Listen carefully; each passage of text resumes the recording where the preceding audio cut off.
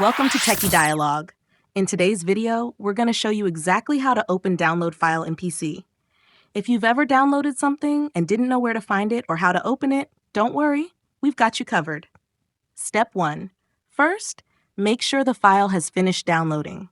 Check your browser's bottom bar or download section to confirm it's complete before trying to open it. Step 2. Open the File Explorer on your PC by clicking the folder icon on the taskbar or pressing the Windows key E. This tool helps you access all your files and folders. Step 3. On the left panel, click on Downloads under This PC or Quick Access. This is the default location where most browsers save your downloaded files. Step 4. Find the file you want to open. Look for the name or the type of file you downloaded, like a PDF, image, or software installer. Step 5. Double-click on the file to open it. If it doesn't open, right-click and choose Open With to select the appropriate program, or run as administrator if it's a .exe file. Thanks for watching.